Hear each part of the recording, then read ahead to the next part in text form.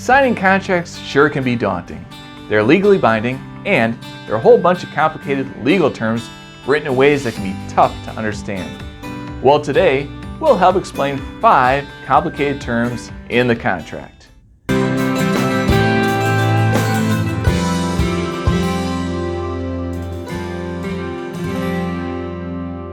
I'm Ben Weaver, Illinois attorney and founder of 23 Legal. I provide personal, practical, and professional legal service by guiding clients through the process of buying and selling a home throughout Chicago and its suburbs. And today, we're going to break down some of the complicated terms that are laid out in the standard Chicago area residential real estate contract. Number 5. While we get into some of the more complicated terms in a bit, let's start with some of the more basic ones. Let's start with dates. Offer and acceptance date. Now, the difference between the offer date and the acceptance date, this should be simple enough. The offer date is the date that the buyer officially signs the contract and submits it to the seller. And the acceptance date is the date the seller officially accepts and signs the contract. Both of these dates are found on the last page of the contract, which is page 13. Another date to consider is the closing date. The closing date is when we wrap up the transaction. It's found in paragraph 5 at the top of page 2.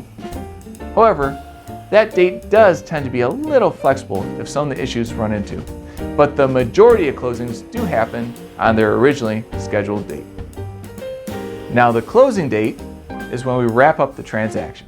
It's found on paragraph 5 at the top of page 2. However, that date does tend to be a little flexible if some issues are run into, but the majority of closings do happen on their originally scheduled date. Number 4, home inspection waiver. In the standard area contract, the seller is obligated to allow the buyer the right to an inspection of the home. However, if the buyer and seller initial paragraph 11, which is right smack dab in the middle of page 4, the parties can choose not to go through with the inspection. This is quite uncommon, but there are a few buyers who choose to go through with it. Why would someone want to waive the inspection?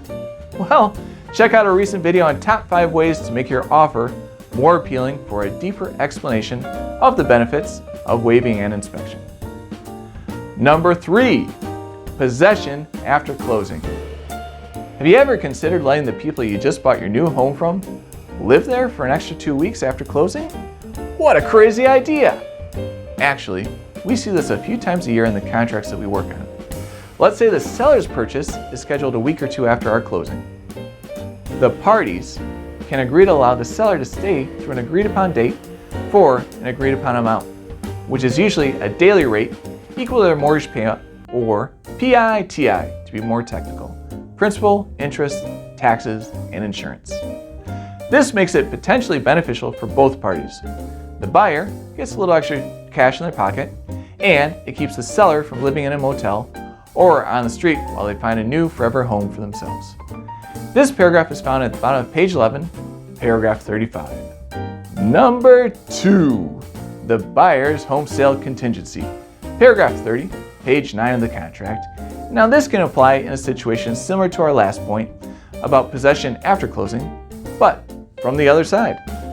This contingency states that the buyer must have their house under contract to be sold by an agreed upon date, or else the purchase agreement may be subject to cancellation. The big reason a buyer would want to sign off on this is to ensure they'll have the funds available from the sale of their own property to apply to the purchase. There are 2 dates that can be agreed upon. The contract by date, which says the buyer must have a contract for their own house by a certain date, as well as the closing date, which states the sale of the buyer's house must be completed by that agreed upon time. Both these dates being missing can, as we stated before, leave the purchase up for cancellation, but extensions can also be agreed upon by both parties if they so choose. And number 1, the loan contingency. Let's face it, buying a house is incredibly expensive. The vast majority of buyers will need to secure some sort of financing in order to purchase that house. Paragraph 7A, found on page 2, lays out the loan contingency terms, which states that that if the buyer can't qualify for the loan within a certain time period, the contract is canceled.